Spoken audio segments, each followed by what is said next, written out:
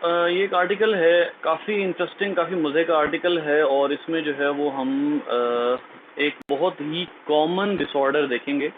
अच्छा, ये डिसऑर्डर जो है ये कोई ऐसा डिसऑर्डर नहीं है जो बाय बर्थ हो या कोई ऐसा प्रॉब्लम हो, बल्कि ये जो डिसऑर्डर है ये हमारी एक्टिविटीज़ पे डिपेंड कर रहा होता है। सम टाइम ऐसा होता है कि ये डिसऑर्डर हो जाता है किसी भी एक ख़ास एंगल में गिरने की वजह से, ठीक है।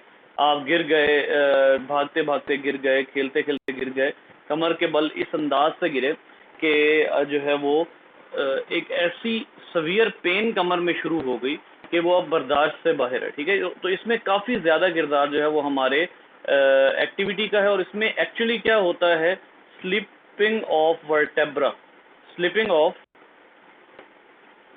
Intervertebral disc. अच्छा, ये स्लिपिंग से क्या मुराद है? स्लिपिंग से मुराद जो है वो स्लिप हो जाना भी है। स्लिप हो जाने से मुराद ये है कि अपना हल्का सा अपनी जगह से मूव कर जाना भी है, लेकिन उसके साथ साथ थोड़ा सा रप्चर हो जाना भी है। ऐसा भी हो सकता है कि जो उनके दरमियान में डिस्क है, इंटरवर्टेब्रल डिस्क है, वो रप्चर हो जाए और ऐसा भी हो सकता है कि वो स्लिप हो जाए। तो हम दोनों इम्कानात को जो है वो देखकर अभी हम अपना जो कॉन्सेप्ट जो है वो स्टडी करेंगे। अच्छा, आप लोगों को इन्होंने जो बताया हुआ है आप लोगों की बुक में, वो जो बताया हुआ है वो डिटेल में बताया हुआ है, लिहाजा इसीलिए मैंने कल ये आर्टिकल जो है ये छोड़ दिया था। सो अब देखिएगा, यहाँ पर सबसे पहले तो थोड़ा सा हम समझने की कोशिश करते हैं कि ये डिस्क स्लिप होता क्या है। सबसे पहले तो बेटा जहन में रखिएगा कि आप लोगों ने कल और पिछले दिनों से आप ये पढ़ रहे हैं कि जो दो वर्टेब्रा होते हैं, इन वर्टेब्रा के दरमियान में डिस्क होती है और इस डिस्क को जो है वो आप इंटरवर्टेब्रल डिस्क कहते हैं। इंटरवर्टेब्रल मतलब दो वर्टेब्रा के दरमियान में ये एक डिस्क मौजूद होती है। ये जो डिस्क होती है इसको मैं कोशिश करता हूँ थोड़ा सा आप लोगों को यहाँ पर डायग्राम के ज़रिए दिखा दूँ, बाकी जो है वो हम नेट से देखेंगे इसको। इसमें होता क्या है, अगर आप इस डिस्क का थोड़ा सा जो है वो एग्जामिनेशन करें, इस डिस्क की अगर थोड़ी सी एग्जामिनेशन करें तो आपको पता ये लगता है कि इसका स्ट्रक्चर जो है वो कुछ इस तरह का है। देखिएगा, ये ऐसे करके, ऐसे जस्ट लाइक अ बटरफ्लाई, ऐसे करके और फिर ऐसे, ठीक है। और इसके अंदर एक मटेरियल होता है, इसके अंदर एक मटेरियल होता है, उस मटेरियल को हम एक खास नाम देते हैं। याद रखिएगा, ये जो डिस्क होती है, इस डिस्क की दो सरफेसेस होती हैं। अब ये डिस्क एक्चुअली क्या कर रही है, इस डिस्क का जो पर्पस है वो है प्रोटेक्शन। इस डिस्क का पर्पस है कि इन दोनों के दरमियान में जो शॉक आ सकता है, जो ब्रेकेज आ सकता है, जो डैमेज आ सकता है, उससे प्रोटेक्शन, ठीक है। और ये जो प्रोटेक्शन है ये डिस्क काफ़ी कामयाबी से कर रही होती है। लेकिन याद रखिएगा कि अगर आप किसी ऐसे एंगल से गिर जाते हैं कि इस डिस्क को नुकसान पहुंच जाता है तो फिर ये जो है वो खासा डेंजरस हो सकता है। देखिए, इसके दो एरियाज होते हैं, एक एरिया बाहर वाला और एक अंदर वाला। बाहर वाला एरिया जो होता है उसको हम नाम देते हैं एन्युलस फिब्रोसिस। ये एन्युलस फिब्रोसिस जो है ये एक हार्ड कैप्सूल होता है जो इसको बाहर से मतलब प्रोटेक्ट किए हुए होता है। बाहर का जो कैप्सूल है इस डिस्क का, उसको आप कहेंगे एन्युलस फिब्रोसिस, एन्युलस फिब्रोसिस, ठीक है। और इसका जो अंदर जो मटेरियल होता है, वो मटेरियल जो इन डिस्क में होता है, जो इसको प्रोवाइड करता है शॉक एब्जॉर्बेंट। आप यूं कह लें कि ये जो फ्लूइड है ये शॉक एब्जॉर्बेंट है। जैसे हम बाइक्स में और गाड़ियों में एक फ्लूइड डालते हैं जो शॉक एब्जॉर्बेंट होता है, बिल्कुल ऐसे ही इसके अंदर का जो फ्लूइड होता है वो भी शॉक एब्जॉर्बेंट का काम करता है। और ये जो शॉक एब्जॉर्बेंट है इसका नाम क्या होता है ये मैं अभी लिखता हूँ, एब्जॉर्बेंट। इसका नाम होता है न्यूक्लियस, ये आपके बुक में इसका नाम लिखा हुआ है पल्पोसस।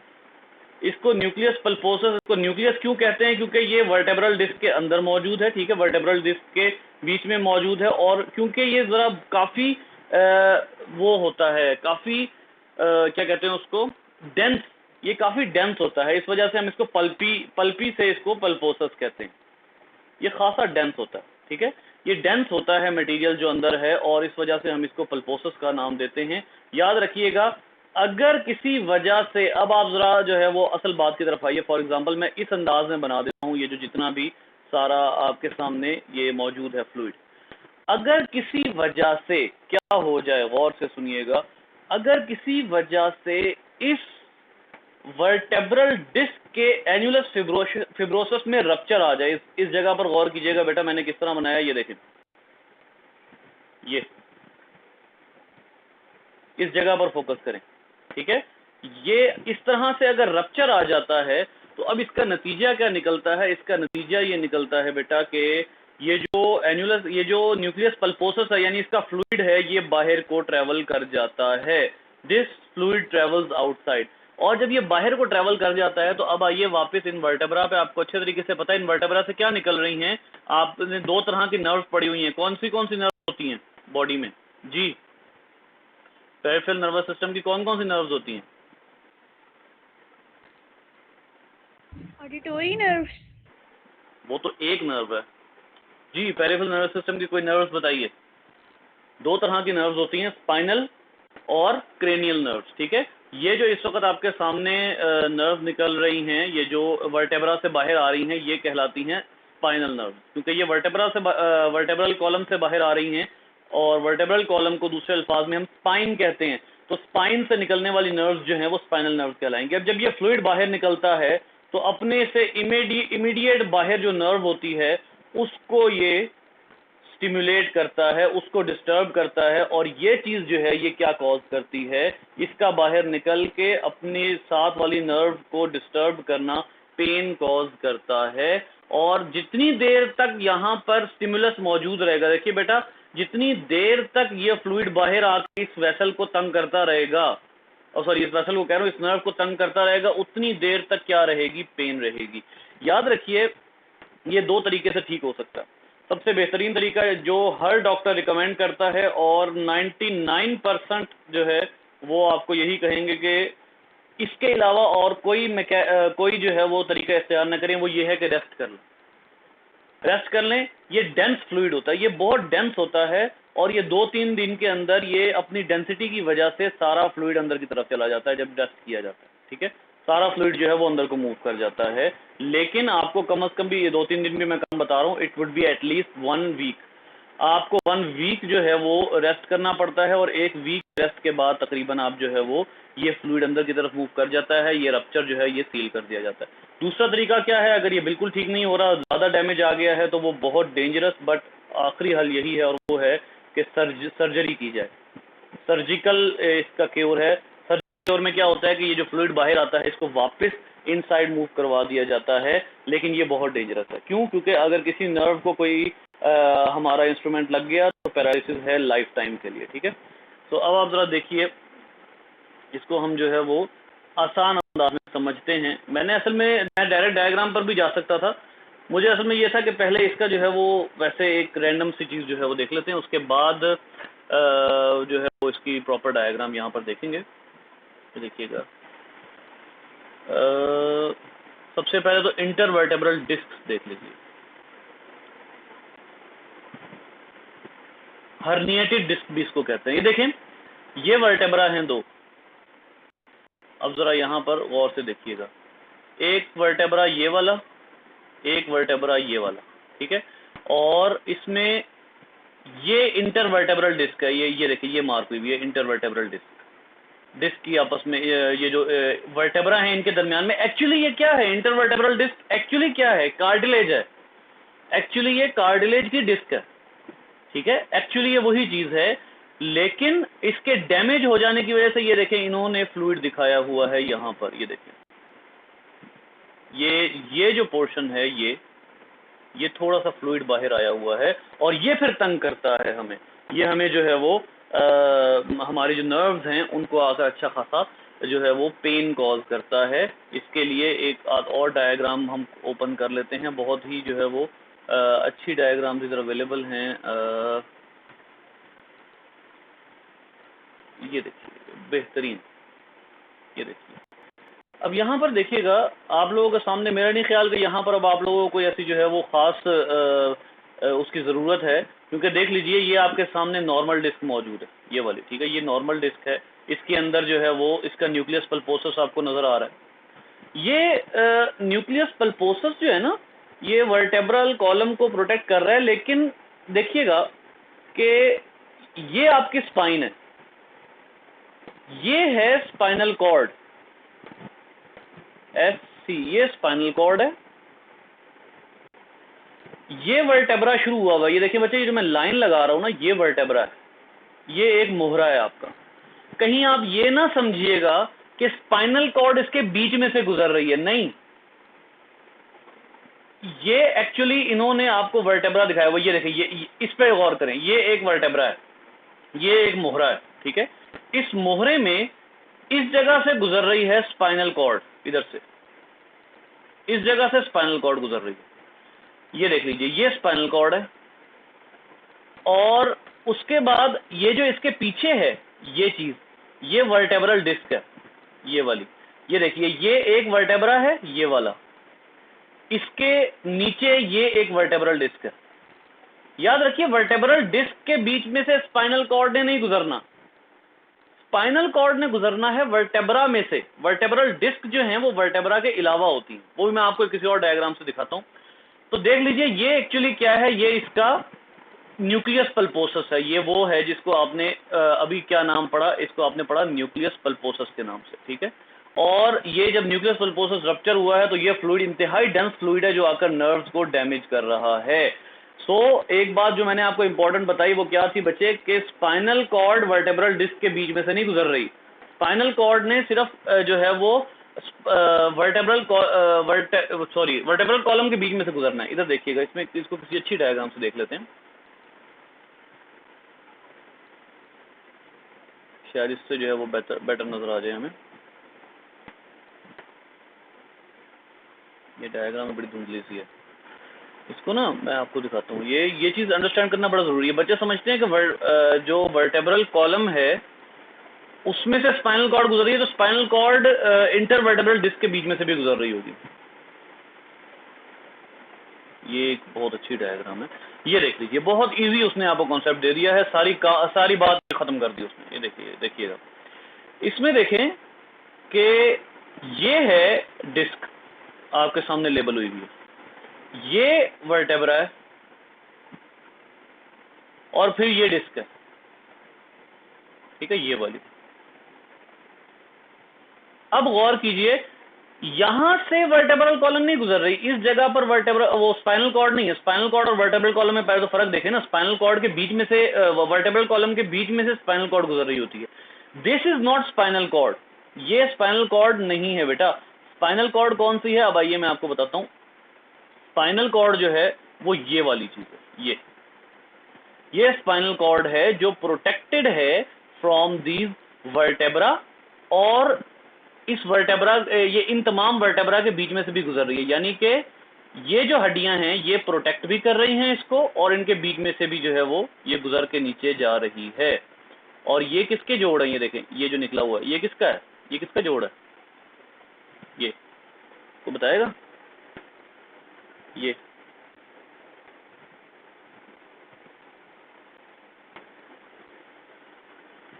हाँ भाई, ये कौन सी हड्डी का जोड़ है,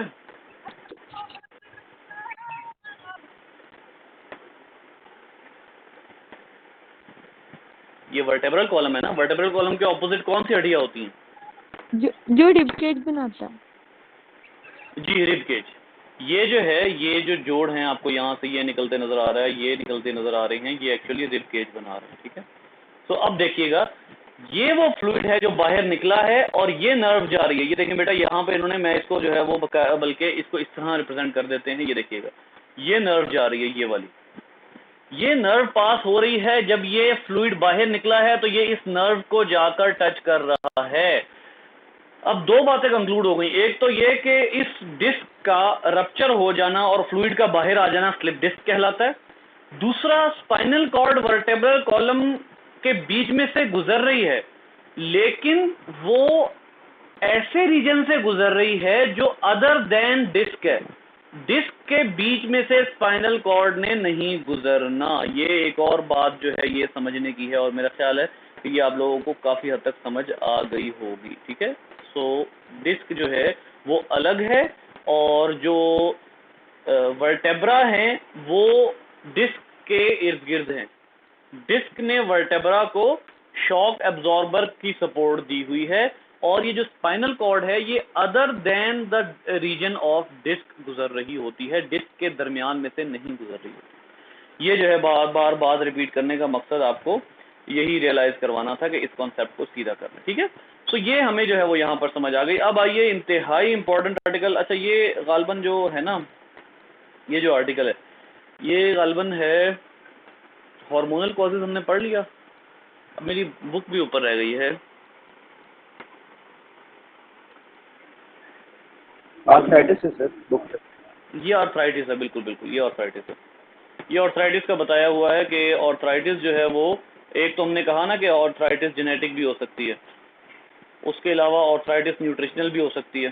ठीक है, ऑटो इम्यून भी होती है। अब जरा आइए इसको समझ लेते हैं थोड़ा सा। ऑटो इम्यून, जी किसी को अंदाजा है ऑटो इम्यून क्या होता है? कोई भी डिजीज अगर ऑटो इम्यून हो तो वो क्या करती है?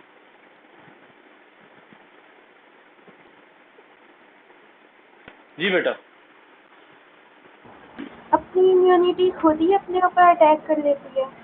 अपनी ही बॉडी के लिए नुकसानदेह हो जाती है। ऑटो इम्यून में जो हमारे सेल्स होते हैं ना, लिम्फोसाइट्स, जो हमारे लिम्फोसाइट्स होते हैं, ये हमारे ही सेल को एनिमी समझ लेते हैं। हमारे नॉर्मल किसी भी ऑर्गन के नॉर्मल सेल को एनिमी समझ लेते हैं। ठीक है, ये क्या करते हैं, ये सेल्फ अटैक कर लेते हैं, यानी कि नॉर्मल सेल्स के they attack on normal sales. ठीक है, नॉर्मल सेल्स पर अटैक करते हैं, और नॉर्मल सेल्स पर अटैक करने के नतीजे में ये हमारे उस ऑर्गन के नॉर्मल सेल्स को डिस्ट्रॉय कर बैठते हैं।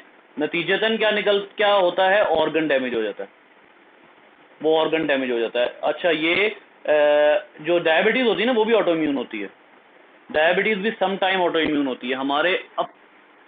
हमारे अपनी बॉडी के जो सेल्स होते हैं वो पेंक्रियाज पे अटैक कर बैठते हैं, और पेंक्रियाज पे अटैक करके उसके जो सेल्स हैं जो इंसुलिन रिलीज कर रहे हैं। ठीक है, पेंक्रियाज का आपको पता है कि पेंक्रियाज जो है वो ऑर्गन है कि जिसने इंसुलिन और ग्लूकागॉन रिलीज करनी है।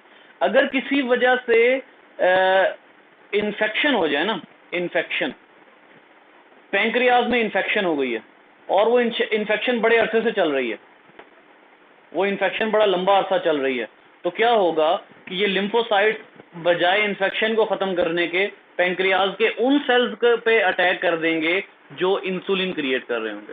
ये लिम्फोसाइट इंसुलिन क्रिएटिंग सेल पर अटैक करेंगे और वहाँ जाके उसको डिस्ट्रॉय कर देंगे। ठीक है, तो ये जो है वो एक ऑटो इम्यून डिजीज़ भी हो सकती है। ये आर्थराइटिस ऑटो इम्यून कैसे होती है कि ये आपको अच्छे तरीके से पता है कि आर्थराइटिस क्या होती है? जी बेटा, आर्थराइटिस क्या होती है?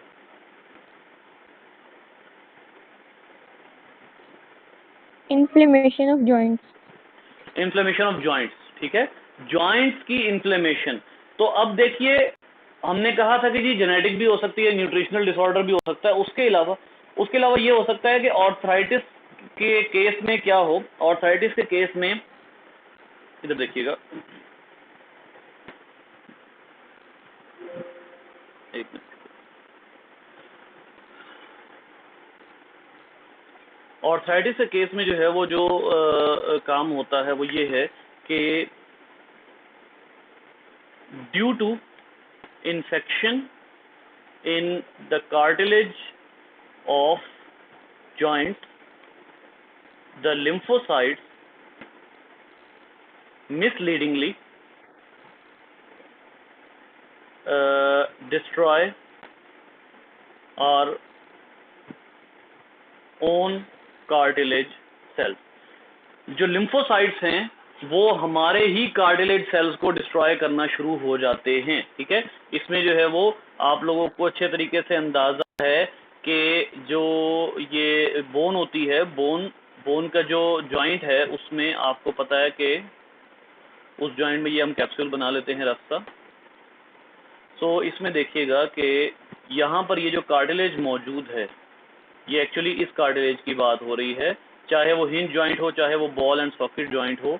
लेकिन क्या होता है कि जो इम्यून सेल्स होते हैं वो बजाय इन्फेक्शन ख़त्म करने के वो इम्यून सेल आकर कार्टिलेज पर अटैक कर देता है। फॉर एग्जांपल इसको आप समझ लें, ये एक जो है वो टी लिम्फोसाइट है, ये एक टी लिम्फोसाइट है और ये टी लिम्फोसाइट जो है ये ख़त्म करने आया है इन्फेक्शन, लेकिन एक टाइम आया है कि वो बजाय इसके कि वो इन्फेक्टेड सेल्स को ख़त्म करे वो हमारे सेल्स पर अटैक कर करके इतना ज़्यादा जो है वो हमारे सेल्स पर अटैक करने के आदी हो जाता है कि वो हमारे अपने नॉर्मल सेल्स को ही समझ लेता है कि ये वो हैं, वो क्या कहते हैं उनको, इन्वेडर्स हैं, एक्सटर्नल एजेंट्स हैं, और आकर हमारे नॉर्मल सेल्स को ही डिस्ट्रॉय करना शुरू कर देता है। ठीक है जी, ज़रा 1 मिनट रुकिएगा, मेरी ना डिवाइस की बैटरी लो हो गई है।